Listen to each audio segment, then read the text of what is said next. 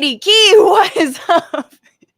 Welcome to the Bitchuation Room podcast live stream here on a Sunday, back at your regularly scheduled football/nap/early to bed time. What's up? I am your host, Francesca Fiorentini. You've seen me on Instagram and been like, where do I know you? We've got such a good show for you today. I'm super excited. Two amazingly talented and funny and also good friends of mine are going to be joining me to talk about the 10-year anniversary of Occupy Wall Street. What has been the legacy of that movement that pretty much no one predicted? We've got musician and social justice educator Sonny Singh in the house. He's going to talk about what it was like to be in Zuccotti Park, as well as Mr. Nato Green is here, of course. He was actually on touring a stand-up show, so he is going to be talking about what it was like around the country, sort of absorbing all of that energy 10 years ago. And where has that energy gone?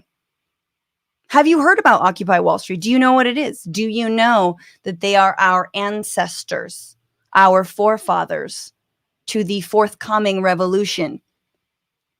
TBD. All right. So if you're here on YouTube, what's up?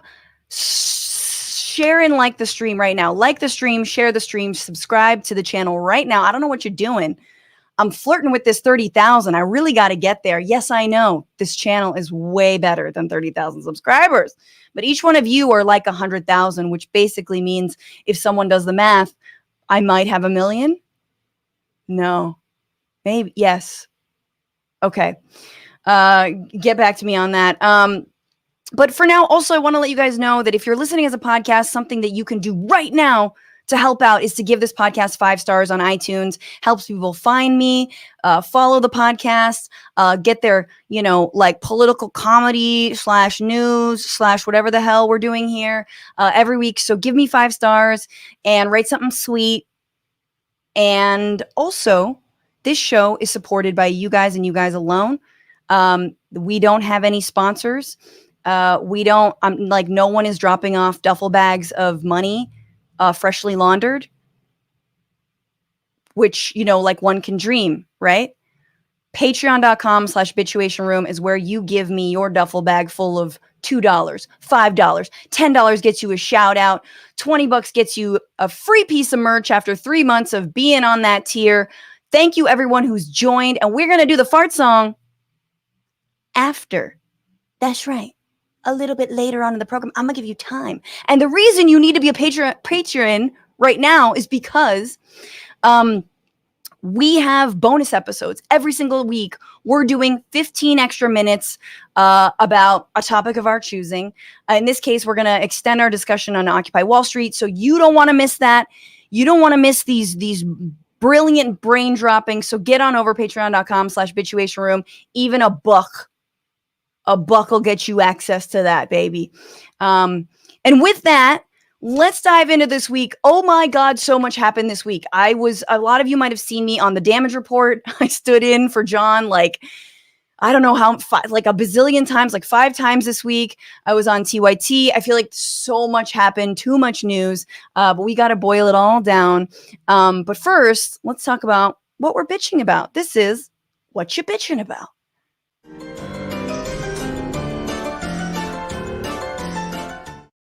Okay, so mine is very specific, but it was my favorite clip of the week.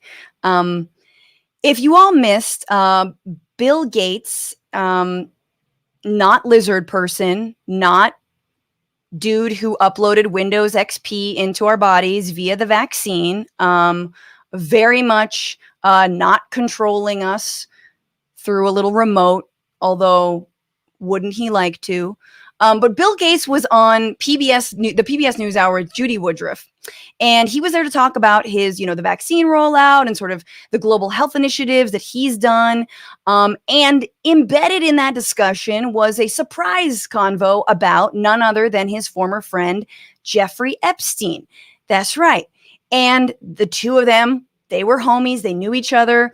Actually, Gates went on the so-called Lolita Airlines, which is Epstein's private plane that he took over to Pedo Island. Once again, Epstein, a giant POS, sex trafficker. And look, if you used to be friends with a sex trafficker, you might want to have a better line than the line that Bill Gates gave Judy Woodruff on this show.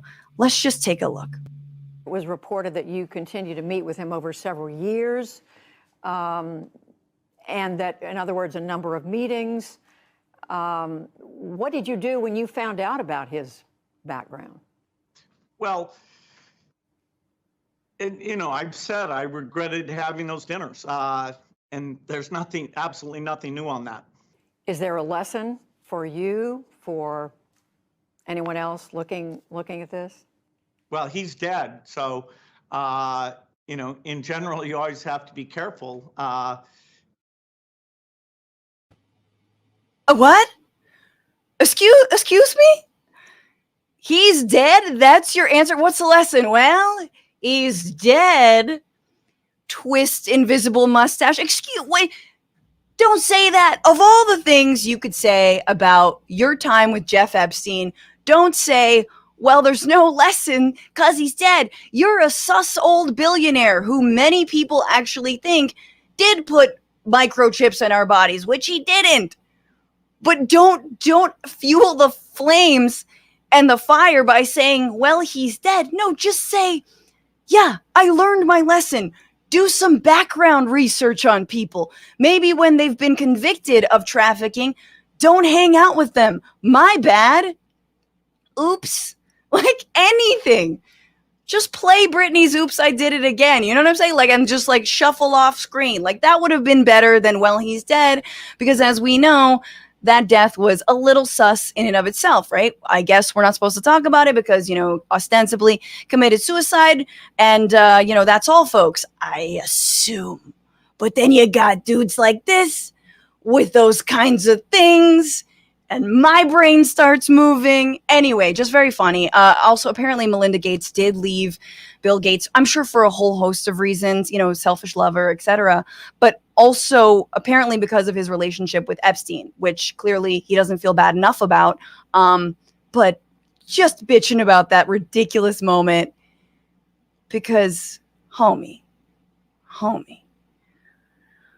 But let me bring in my guest for the hour. He is a regular here. You all know him and love him. He's a labor organizer, a stand-up comic whose albums, The Whiteness Album and the Nato Green Party, can be found on Bandcamp right now. Please welcome Nato Green. What up, bitches? Is that what you call your fans? Yes, but it's a soft TH, so. How do you say biz? No. It's bishes, I think. Bishes. You be swimming with the bishes. That's what Gates basically said. So obviously, I'm in a subterranean layer. I'm in an undisclosed location today, but there are bongos. So hell yeah. Or whatever these are. I don't even know. Silver lining drums. Drums. What are you bitching about today, Nato Green? The homeless crisis in San Francisco. Today I was walking down the street. San Francisco has about 8,000 homeless people. They're not getting their needs met. I saw a homeless woman sitting on the sidewalk with her dog, which is not an uncommon sight. The uncommon sight was that she was covering her dog with arugula. Like a chia pet, but with arugula. Yeah. It's just coating the dog with arugula. And of course, yes, I'll anticipate your question. Yes, it was organic. It is San Francisco. Thank God. Yes, it was already triple washed. It was baby triple washed. Yeah. So baby. Sometimes you do have a lot of arugula. Like in her defense, it kind of goes bad after a while, and you kind of don't know what to do with it. And you're just like, should I like spread this on a wedding aisle? Yeah. And obviously it goes without saying, like I'm walking down the street, I see this situation, a homeless person covering a dog with a leafy green, and I know my way around a produce aisle. There was no hesitation. Is it frisee? Is it Mizuna? Is it microgreens? Is it spring greens? Is it butter If it was lettuce? frisee, I don't know if that person is unhoused because that's expensive. So is it radicchio? Is it endive? Is it escarole? Like, but no, I is it watercress? Is it dandelion greens? Is it sorrel? I just look at it. I was like, it's fucking arugula. Keep it moving, NATO.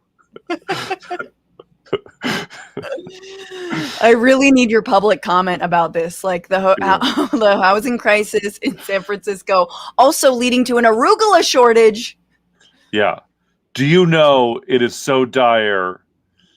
The people's needs aren't getting met that they're being reduced to covering their dogs with arugula. It's that bad, everyone. I feel like, though, there is always that moment where you're like, you need to keep it moving, but you also just want to see how it plays out, you know? Right. Like Well, yeah, and I was talking to somebody else about this today. Like I don't know if you have been like seen this about me, but I'm someone that like people just start talking to. Like I'm big into talking to strangers.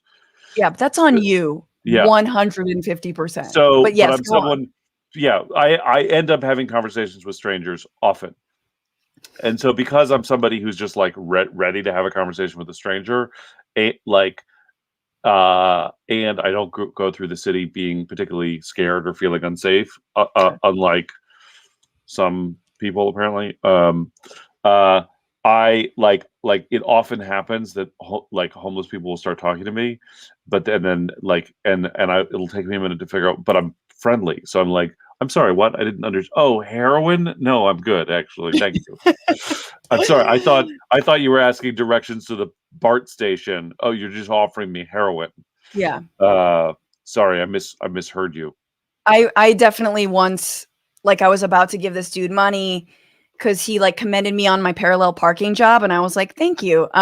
So of course, you know, and he was in the middle of shooting up, and I was like, wait a minute. And I felt bad. I was like, I think I still gave it to him, but I was like, you need to help yourself, sir. Like, I know there are not enough services in this town, but I was very much like, people are like, yeah, they're just going to use it for drugs. And you're like, yeah, here you are. Thank you for the compliments on my parallel parking. Use that for drugs, and please get clean or do them safely. I was so naive at one point in my life that there was like at some point I like was going into the Tenderloin and I parked and I got out of my car and there was like a bunch of homeless, I don't know if they were homeless people sitting on the sidewalk shooting up. Mm-hmm. And I'm so naive. My first thought was like, I didn't realize there were so many homeless diabetics. And then I was like, that's a weird game of mahjong. Oh. Bless your little heart. And now he's the mayor of San Francisco, everybody. We got to get into a week or the week. A lot of things happened. Here's my quick rundown. Franny got no sleep, so excuse all of this. But a lot of things happened. CNN anchor Chris Cuomo's former boss revealed that he grabbed her ass in front of her husband at a party, but she still hopes that he will keep his job and use his platform to raise awareness about sexual harassment. Yes, he will, by never raising the issue of his brother's sexual harassment. Representative Lauren Boebert sent out a press release calling to impeach Biden. Ooh, extra voice crack on the impeach Biden rather than impeach Biden, because the Second Amendment does not protect against dumb. The George Floyd Justice and Policing Act died in the Senate, and we're still waiting to get body cam footage from Senators Cory Booker and Tim Scott to understand the exact circumstances. And Congressional Progressive Caucus leader Pramila Jayapal tells media and Congress, try us when it comes to whether or not progressives will tank the infrastructure bill if they don't also pass the reconciliation bill. And finally, Joe Biden speaks to the world of the United Nations, and somehow it doesn't open with a resounding, my bad. For everything else, this was the week where.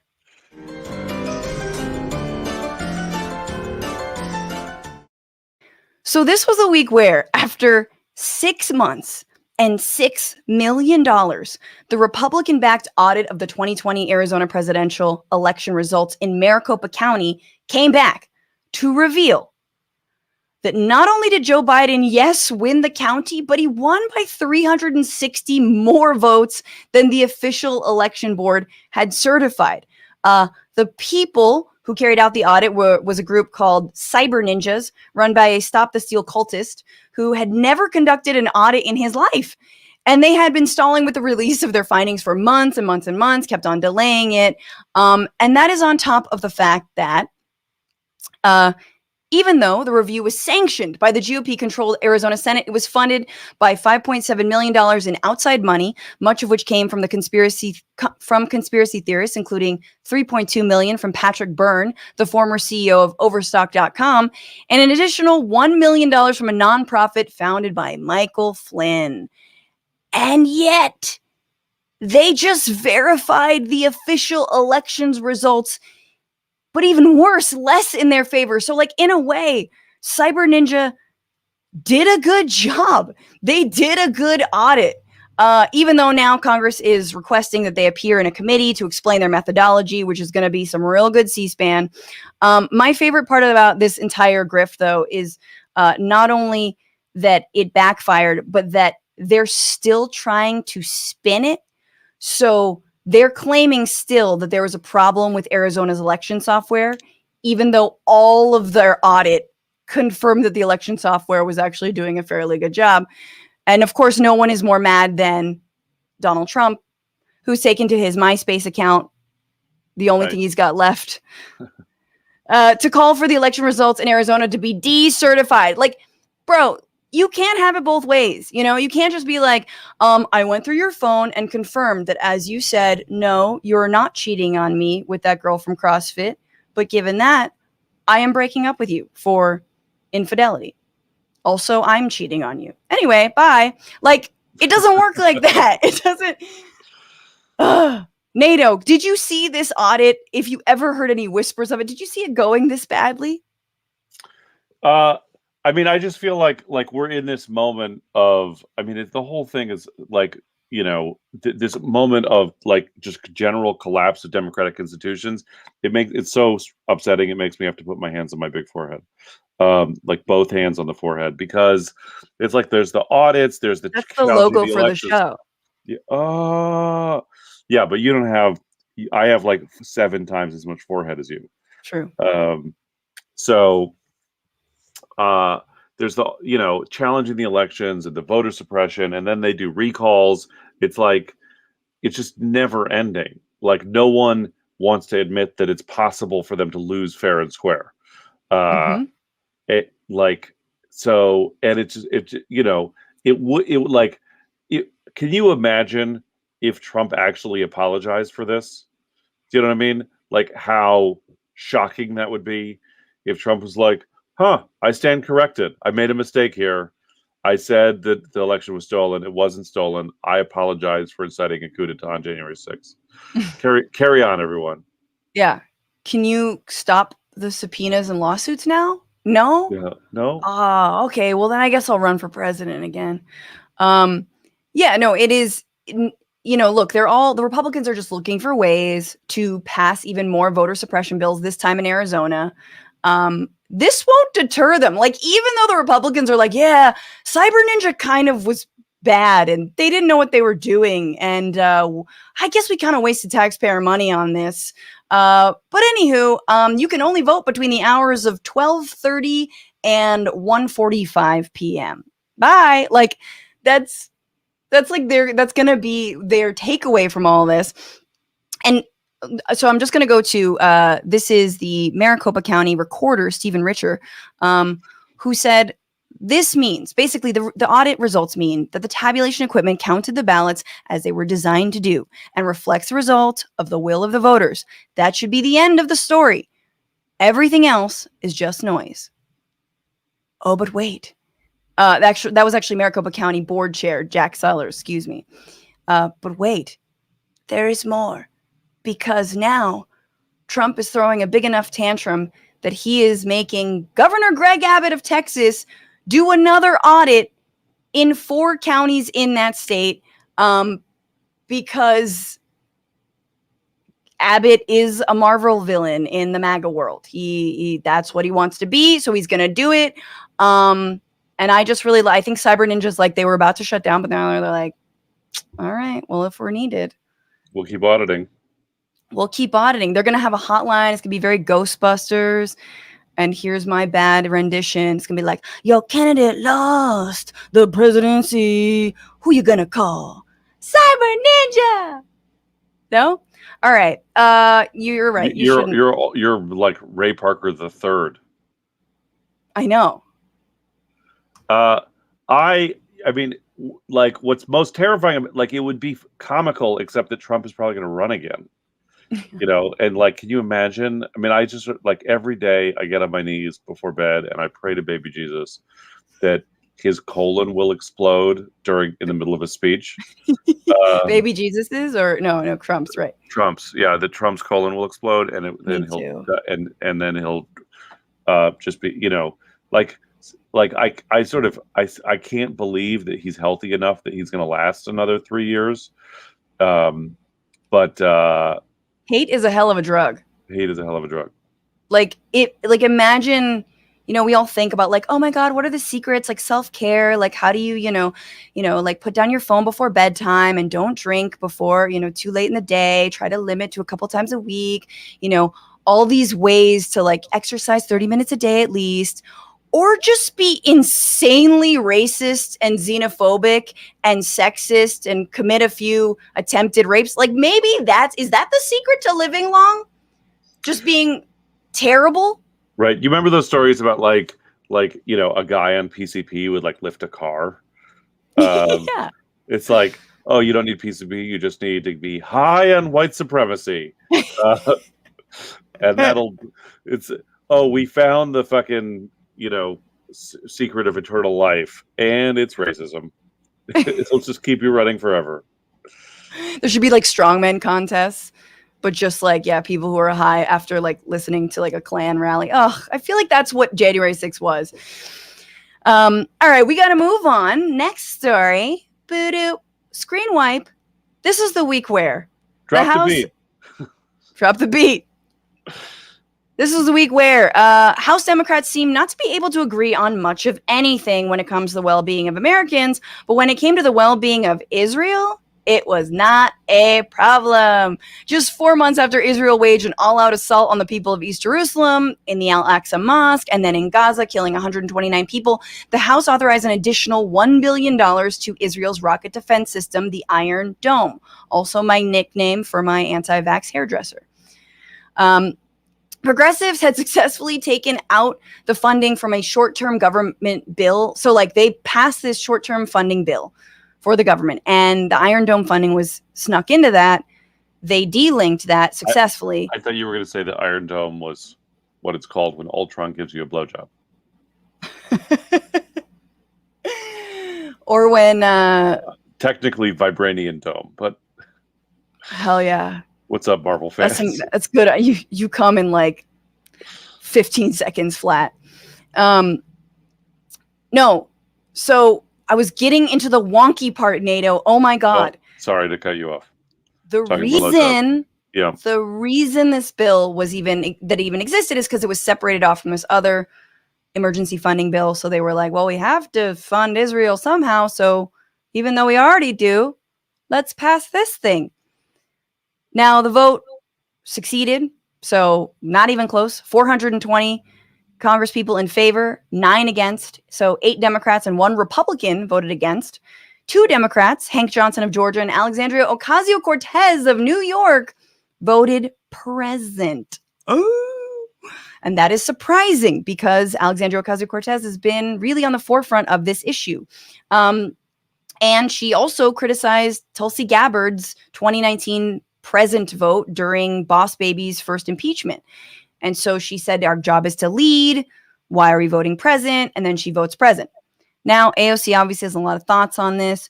She put out an entire statement. It was very, very, iOS notes. A note to our New York 14 constituents from Congresswoman Alexandria Ocasio-Cortez. It was quite long. She says that she thought the process was unjust. She says that there wasn't meaningful consultation with her community. She wasn't able to have that consultation. She said it started getting like very hateful. They're vitriolic. It wasn't clear what she meant in the statement by like who was doing the hate, who said what. But I think we can have a discussion about what we imagine happened. I want to read you 2 parts of this.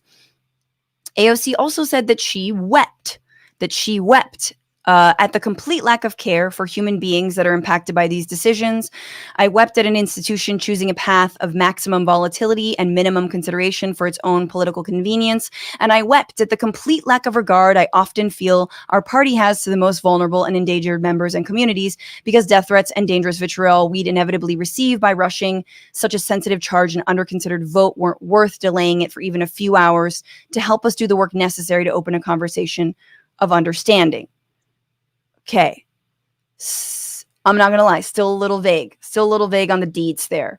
But she says, the damage of the careless process created a real spillover effect in our community. It created a sense of panic and horror among our community who otherwise would engage thoughtfully in these discussions. It fueled the discussion to devolve into a point where it became clear that the vote would be a risk of severe devolution of the good faith community fabric that allows us to responsibly join in a struggle for human rights and dignity everywhere, from Palestine to the Bronx and Queens. In short, the rush of the vote, no matter how many hours, was threatening to tear our community apart and permanently close the doors that we desperately needed to open in order to progress. Okay, also vague, but basically she wasn't able to get her constituents on board, it sounds like. That some of them had a lot of reservations, and that makes sense given the fact that, like, there is a huge Israel lobby, pro-Israel constituency in New York. That is known, right? It's very difficult to excel as a politician in the New York area without very much being beholden to the Israeli lobby, beholden to a far-right Jewish community. I'm not saying that the entire Jewish community is as pro-occupation and pro human rights violations as some, but those with money are. That's my read on what all that means. But of course, people on the left are hella pissed. People on the right, I was screenshotting some of these tweets. They're just super mean and mad. FAOC, of course, she's going to say this because she's anti-Semitic. But Nato, what was your read on that as you slowly drift away from view into a basement and bongo drums? We're talking. I'm a comedian being asked to talk about Israel. Goodbye. No, later. I want to get booked. Don't kill my career. Yeah. Yeah. So, I mean, here's what I really wrestle with. Okay, so obviously Israel's an apartheid state, and fuck them. And the U.S. gives lots of money to them. I feel like AOC's statement was not particularly helpful word salad because it didn't explain why she voted present instead of no. Yes. With Ilhan Omar and Rashida Tlaib and Ayanna Pressley.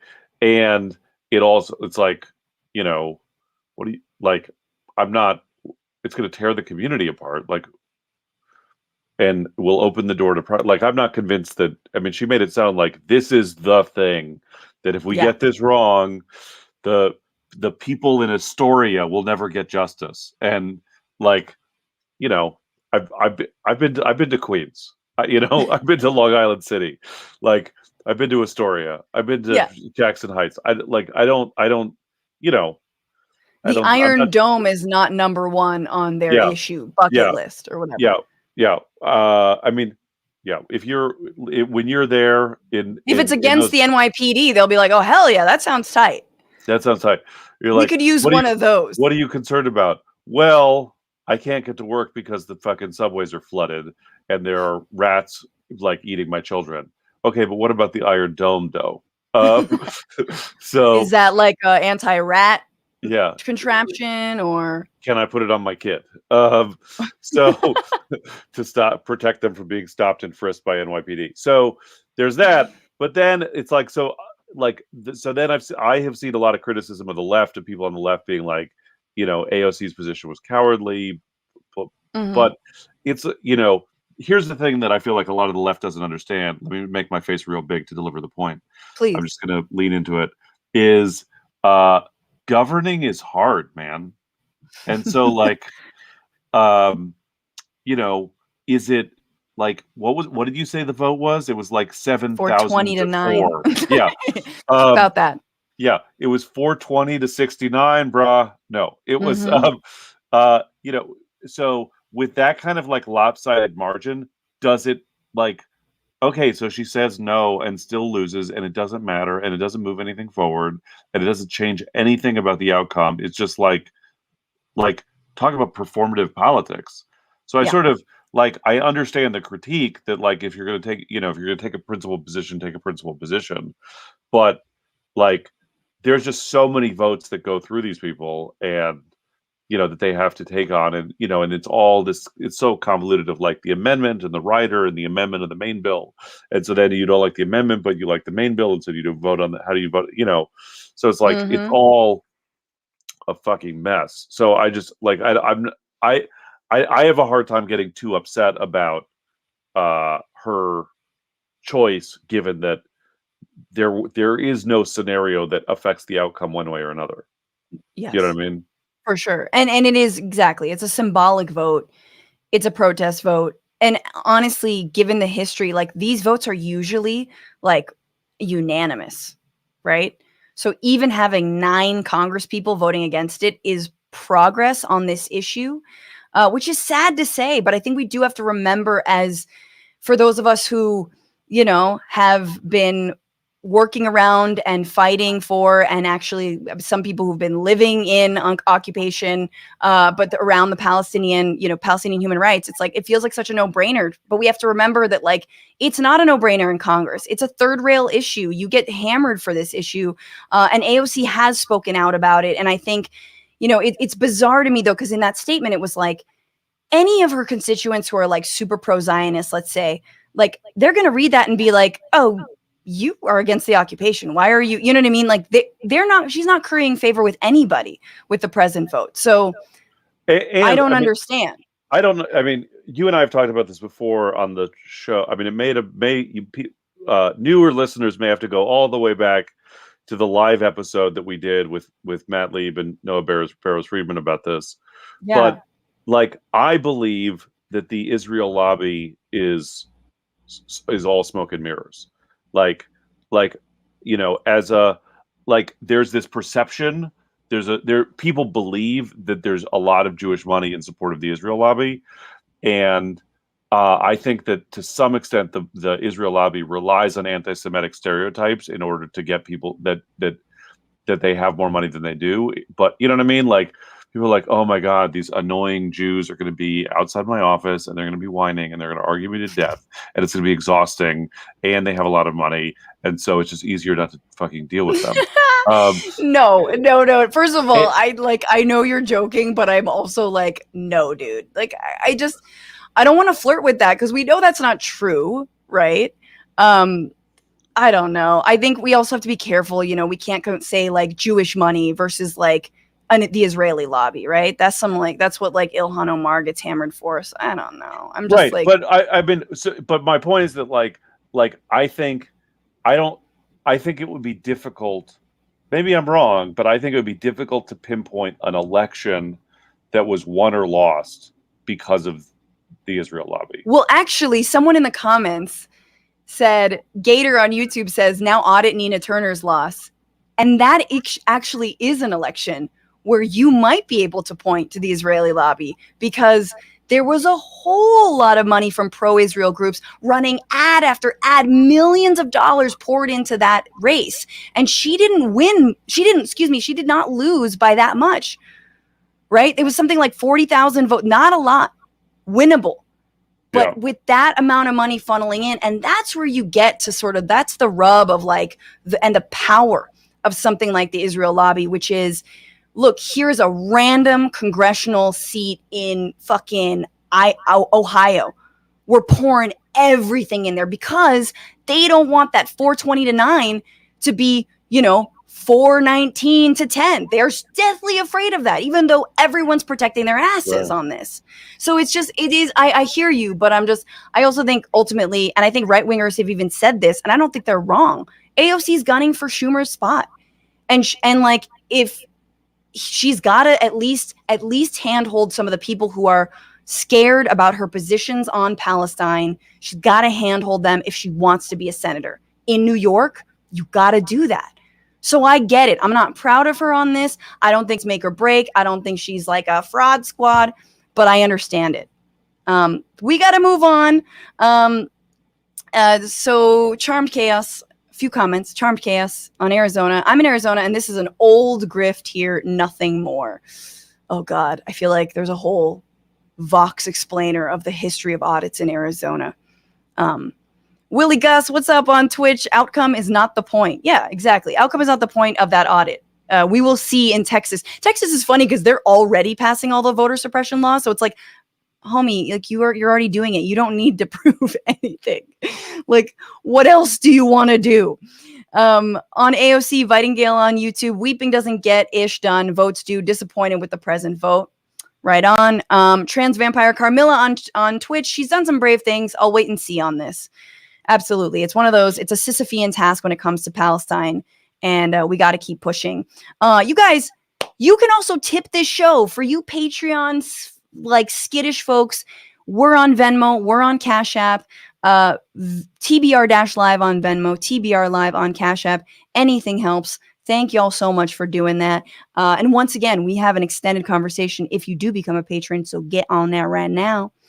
But let's get into our main sitch for the week. It's been 10 years since the Occupy Wall Street movement popped off in September of 2011. Arguably, it changed the world, even if it was leaderless and didn't have concrete demands. This is the sitch. Drop the beat. And joining us, he's a musician and social justice educator who's been doing racial justice and anti-oppression work since his teenage years. His new project, Chardi Kala, focuses on Sikh devotional music and Punjabi anthems of rebellion. Please welcome my good friend, Sonny Singh. Hi. Hi, Sonny. So good to be here. Thank you for being here. I am super excited to have you in this conversation because you were in Zuccotti Park in those early days in September, popping off on September 17th, 2011. Before I ask you exactly how that was and what you did, I want to just set the scene for folks who maybe weren't around at that time. So Kids, pull up a chair. Children, gather around. I'll be maskless and spit on you like your anti-vax Grandma has a story about the dark ages of 10 years ago. Mm-hmm, mm-hmm. Obama was the president. Yeah. Dun, dun, dun.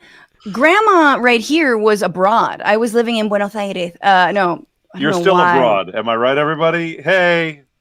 Pew, pew, pew. I was abroad, and I've never wanted to be back in the States. Like, I was so happy to be gone, like leaving the States. Everyone should try to live out of the country at some point if you can.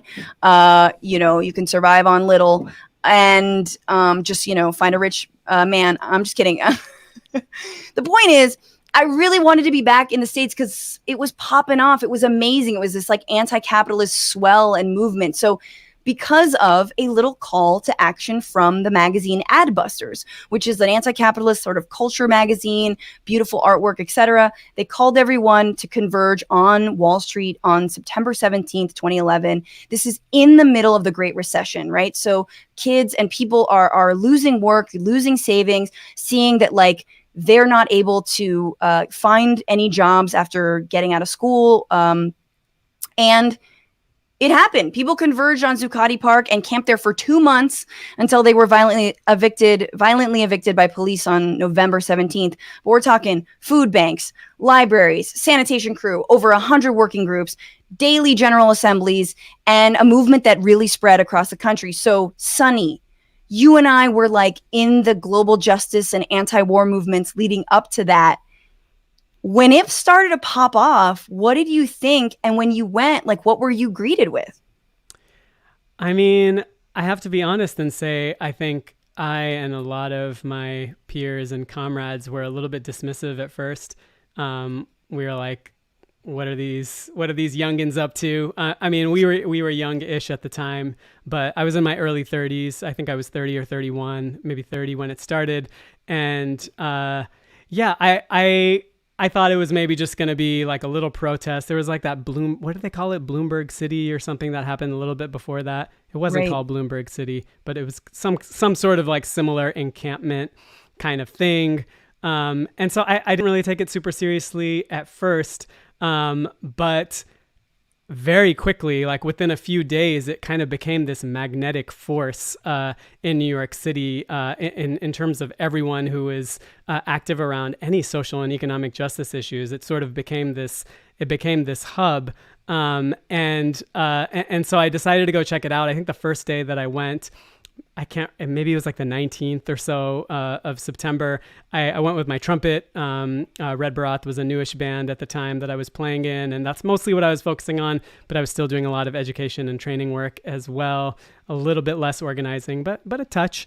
And music is arguably the most important piece. Let's all acknowledge that music really does make any demonstration or protests, but keep going. Yeah. And that's honestly how I thought I would engage. I was like, okay, cool. It's like a little mobilization. Let's bring my trumpet or my dole, which is a big Punjabi drum that I play, and like lift people's spirits. I'll get a good little trumpet workout playing outside, and then go on about the real work. And then very quickly, it became clear that this was something very different, and something that was quite a sort of intersectional cross movement hub that was attracting tons of us into the fold.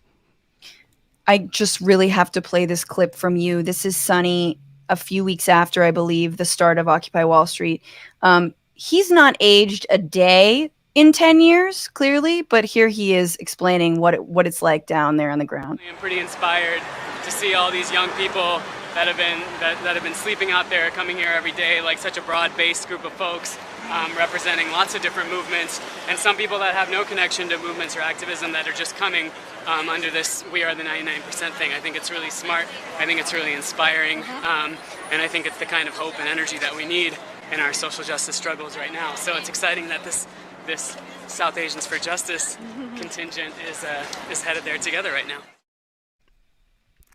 Yeah, hell yeah. And so just quickly, something I didn't mention is this is where, if you guys have heard, like, the 1%, the 98%, that was not popularized by Bernie.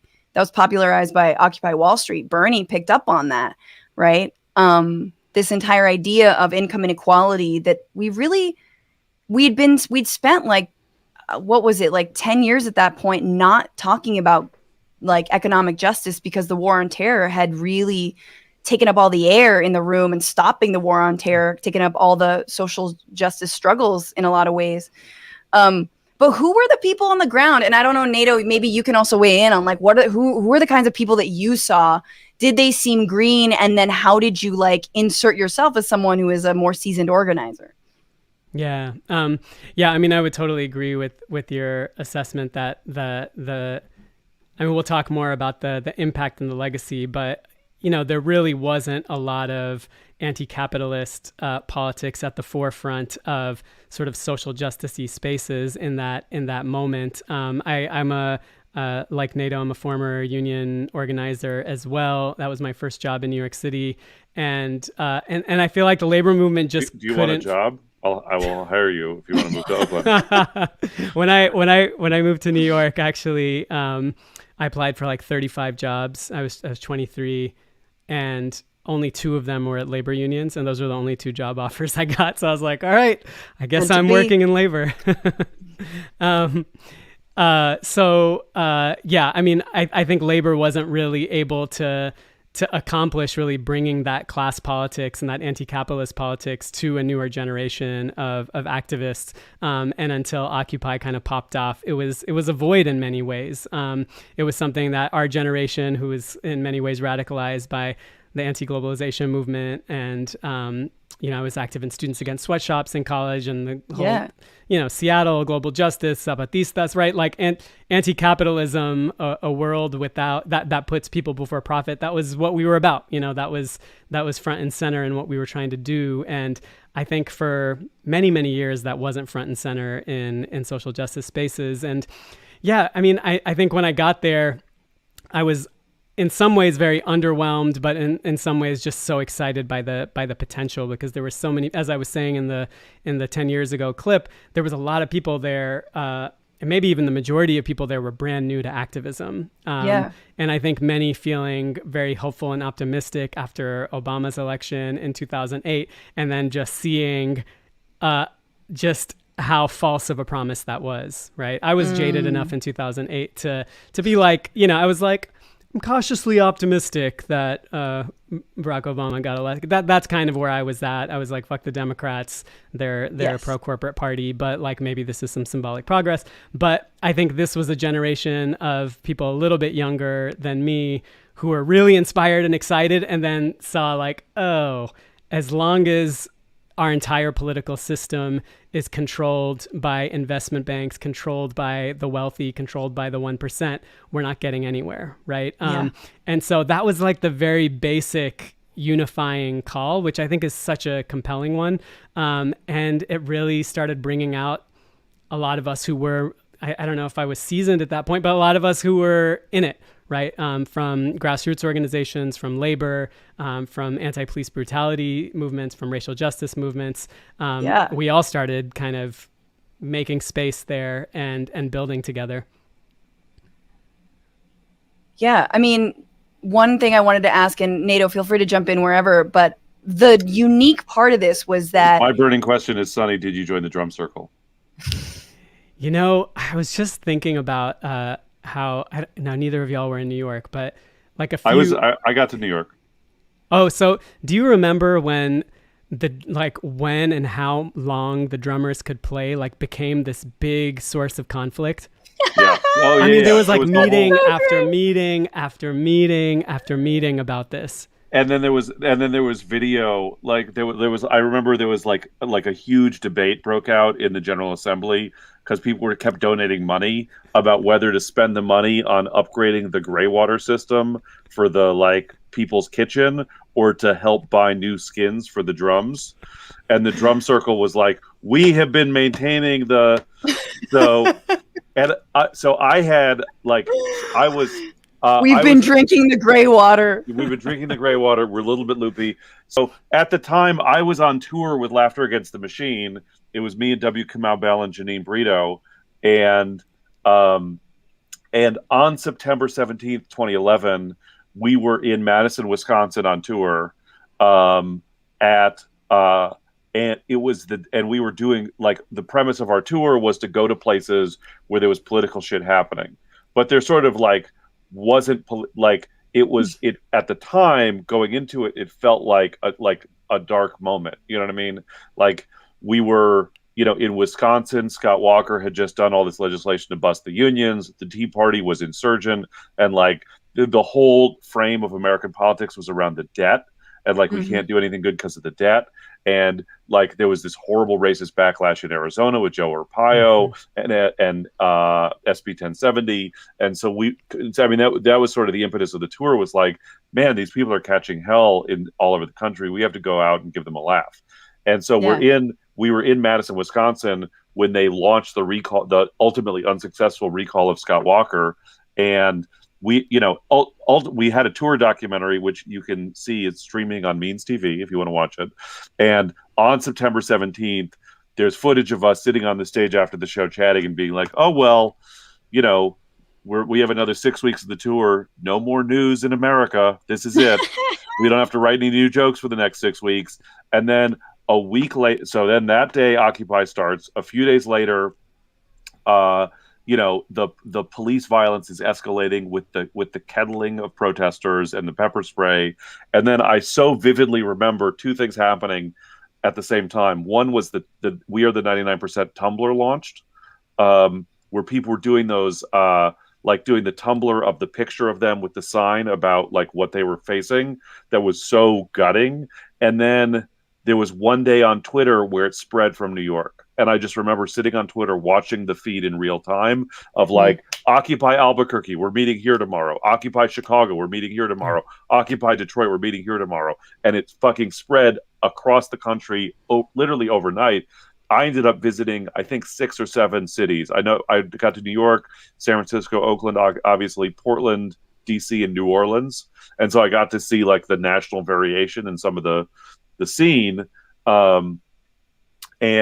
But when I was in New York, I was with Vernon Reid, the Grammy-winning guitarist of Living Colour, who had very specific critique of the drum circle technique.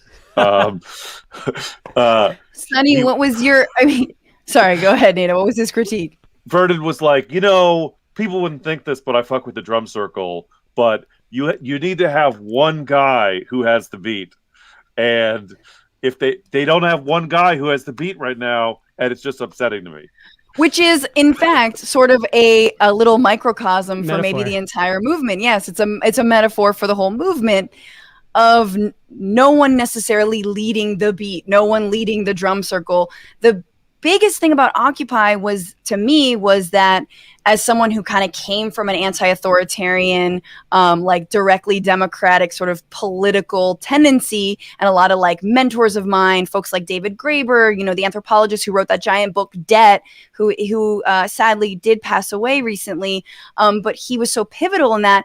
And these folks were like facilitating and leading this, basically these assemblies. And there wasn't a cadre that was like, next we're going to march here and we're going to make these demands. It was just sort of like organic, and it was being facilitated. And that's what was unique about it too, was that it wasn't like the answer coalition giving everyone the same sign or telling everyone what the next demand was. What did you notice about that, Sonny? And like, what were like the constraints with that kind of General Assembly, other than a very long discussion about the drum circle? Yeah, I love the drum circle metaphor as a sort of litmus test about the effectiveness of direct democracy. But I do feel like it, like how good are the drummers, right? Like how much have they been practicing? Like what is their sort of like creative approach? I think all those same questions very much impacted the effectiveness of Occupy structures. First, the General Assembly structure, which was the sort of like massive meeting run through something called the People's Mic, where we would say something, because no amplification was allowed without a permit, of course. So, you have to speak in these little sentence chunks. And after like 3-4 days, everyone just like talked like that all the time. You always talked in like 4-word fragments. It just became a habit. And then eventually it morphed into the Spokes Council, which was a total shit show. It was a great idea to transform into maybe a more effective decision-making process. But I am not one that feels like the direct democracy, this like guise of leaderlessness or this aspiration of leaderlessness or more horizontal structure was at all a failing of Occupy. It's definitely something that drew me and many others in. I think it's something that was so special about it. And I don't think Occupy had to be like, it wasn't a campaign. You know what I mean? Like it wasn't a campaign with like 4 goals that were going to be accomplished through this particular strategy. It was a space, right? Mm-hmm. And it was a space in which lots of different campaigns were possible, right? And lots of different organizations, labor, grassroots, new organizations that were sort of, that didn't even have names at the time, that were percolating right there in Zuccotti Park, could build their own campaigns. And there was space for all of that, right, under this banner of we are the 99%. So I didn't think that was the primary deficit. Same with not having demands. I didn't think that was a deficit at all either. In fact, I thought it was a great thing, right? Because as soon as you have demands, you're limited in a way, right? You kind of become a campaign, even though that's not really what you are, right? I don't know that Occupy was a movement, but it was a space that brought lots of social and economic justice movements and organizations and campaigns together in such a special way. I don't think we've seen anything like that in our lives in the United States quite in that way.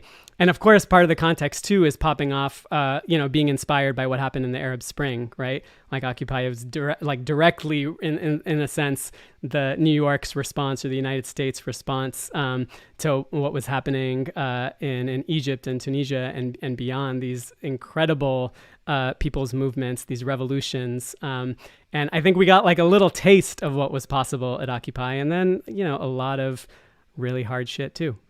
Yeah, I agree with what what Sonny's saying, and I think when people are like, what did it accomplish? I mean, what it accomplished is that, like, you saw, it was one of those moments, and we saw this again with the Battle of Seattle in '99 as well. Like, from 1 week to the next, public opinion in America flipped.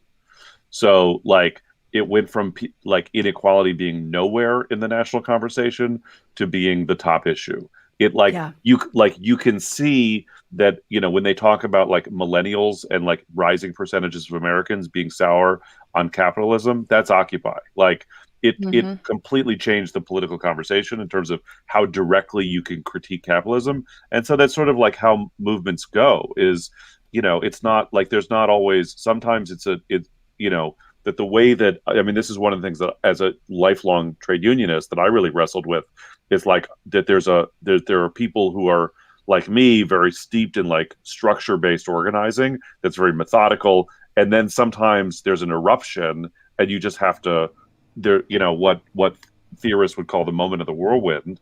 And you just have to chase it.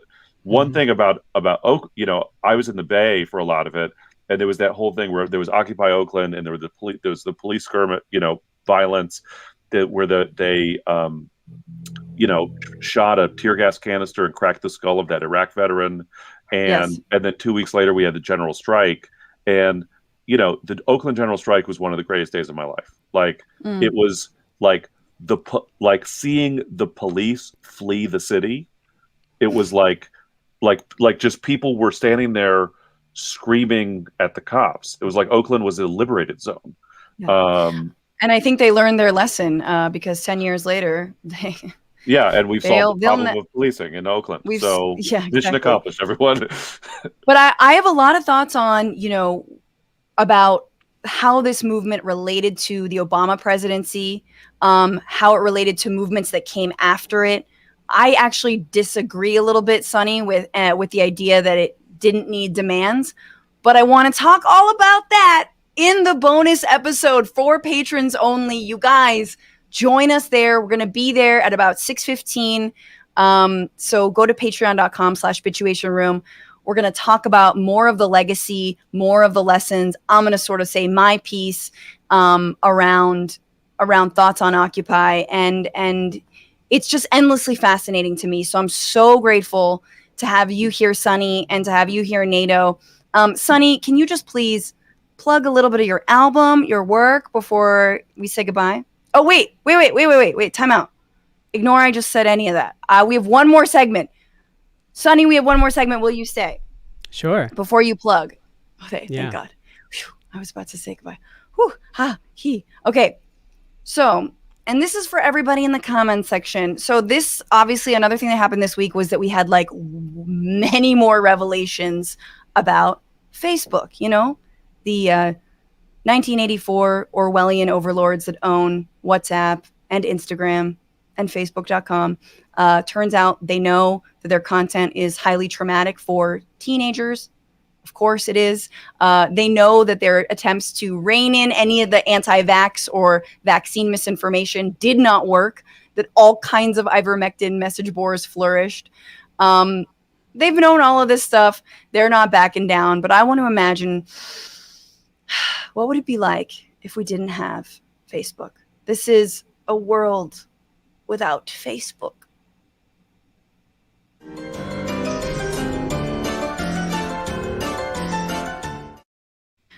Okay, so I want you all to imagine what it would be like if we didn't have this tool. And Nato, I know it's your favorite platform. Because where else can you post recipes, flaunt all the things that you made, talk about your kids and how cute they are and how woke they are,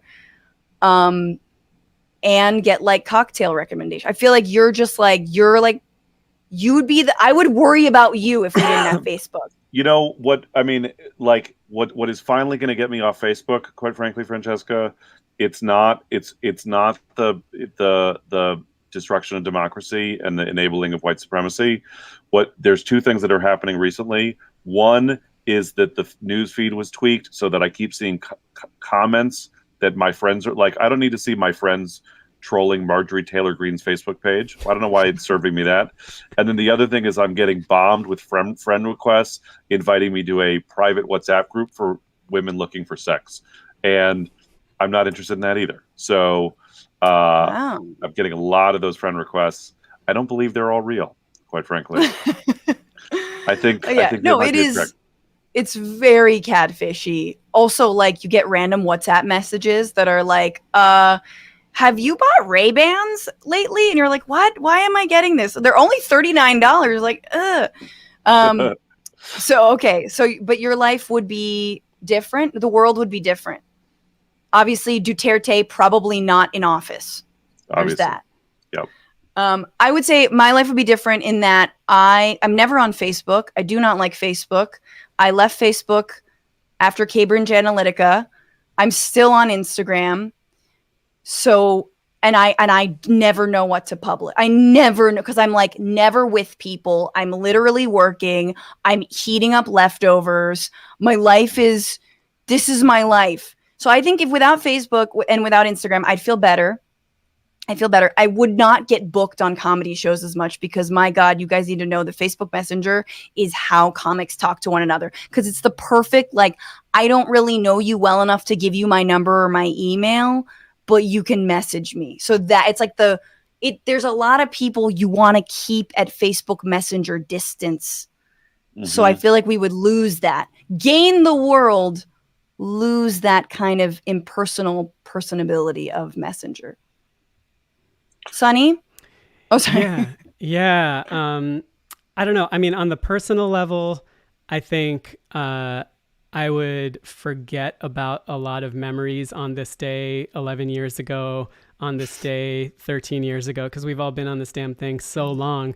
But like at this point, that's my favorite part about it. I mean, it's creepy as hell too, but it's kind of lovely to see these, to get the snapshot, right? Of like, oh my God, I forgot all about that. So on a personal level, that would be a loss. Maybe one where, maybe my brain would develop new capacity to remember things if it doesn't have to rely. Yeah, you'd remember people in your life. Like, not the Facebook post of them. Sonny, I have to say, I appreciate why you would like that. I don't feel that way, because whenever I get the Facebook memories, literally every single day, it's on this day you were doing something with Francesca. Literally every day at some point in the past, I was doing something with Francesca. That sounds lovely. That's great. See, that's right, Sonny. Sonny and I have made great memories. What about you and I, Nato? We got 106 episodes of this podcast. Yeah, I've got many of them you were on doing stuff with you. So I don't need Facebook to remind me that I did shit with you. It didn't happen unless Facebook remixes it into one of those like remember like when you like NATO's. Yes, exactly. Yeah. Anyway, a world without Facebook, you guys. What are some of your comments? Have I seen anything? I'll read them a little. Oh wait, hang on. Oh, okay. So some of you are gonna forget all of the birthdays. That's true. That's all Facebook is for, is to collect. I collect birthday wishes, just like little gems. Like, oh yes, and I remember if you didn't fucking wish me a happy birthday. I fucking remember. What I will miss is what the algorithm thinks that I am based on the ads that I get serviced, and like trying to imagine, because like if I work backwards from the ads that show up in my feed, like, and I'm like, how am I getting targeted with this? According to the Facebook algorithm, I am an overweight HIV positive black man who also supports the Israeli military and is an alcoholic and likes wild horses. So it's like, this is just fascinating. The wonder, and the wild horses. Yeah. And Bill Moyers. It was just like a very like weird mix of things. So that's fun. That's a fun game for me. Oh my God. Amazing. Well, this has been lovely. We've got more coming up, y'all. So Sonny, now please plug your new album. Tell us about it. Yeah. So I am wrapping up my first solo album called Chardikala. Spelled Chardikala. I've released 4 singles so far. You can find them under my own name on all the streaming platforms. I'm on Instagram at I am Sonny Singh, Twitter, etc. All the same. I am Sonny Singh. Yeah, check it out. And music videos dropping in 2 to 3 days. In fact, a new one. Ooh, amazing. So beautiful. Everybody needs to listen to Sonny's music. And he's going to be hopefully going on tour. So you could check him out in your city. But yes, definitely listen to him. And Sonny, we will see you very soon. Thank you for being here. And Nato Green, what you got to plug, my friend? People can follow me at Nato Green on Twitter, Mr. Nato Green on Instagram. I won't. Apparently, there are some Facebook things, but we don't need to talk about it. I'm not. But I have a couple albums available on Bandcamp, and in November, people in San Francisco can see me doing a double bill with Liz Winstead at the Verity Club. Yes, I love that. I'm so excited for that show. All right, Nato, take very good care. See you soon in the bonus episode. And thank you all for being here and for sticking around. Thank you to the comments, to the super chats. Leomani Mejia on YouTube. Let's just move the 99% into the 1%. LOL JK. I don't know what that means. I feel like we take over their homes. So hopefully, I always want to every time I go on a walk through the nice part of LA. And I'm like, I want to live there. Nobody's there. Fat Guy Named Tiny, the decentralization and organic nature of the Occupy movement was both the greatest strength and biggest weakness of the Occupy movement. Very true. I would agree with that. Typical Canadian on YouTube says, and it spread to other countries. Totally. We covered that. And I think there was a relationship between these movements that we don't fully appreciate. And it never gets covered in the news. Pat Stevens, who hates buttermilk. I love that name. And why would you? I'm here for the jam session, fart song, and bongos. Hell yeah. You fart song coming up. Lu Kang on YouTube, not having demands make you rudderless. And ultimately, all that has to happen is waiting you out. Good point. Touche. I like that tough love. And thank you guys so much for all of your support. And with that, for everybody who's given to this show this week, this is the fart song. Thank you to the new patrons at $10 or more who got this shout out. Moondragon, oh my God, thank you. And to Ken O for joining the Innermost Cabal. You're so generous. That means a lot. It helps us do this content. To the big tippers, Karen K, Joseph L. This song is so dumb. To the Twitch subs, resubscribe, Hippie Spot. Thank you, Hippie Spot. Thank you to Thrice 3, the Diabetic 86, Kay the Gentle Dragon, Rainus Malik, Go Invest, Willie Gus, and Hippie's Back. And thank you for the super chats, Randy Rubel, Trista LaCour, and Ray Turner, the Bearded Dragon. You guys are so good. Everyone, just dance this out. We're going to the end.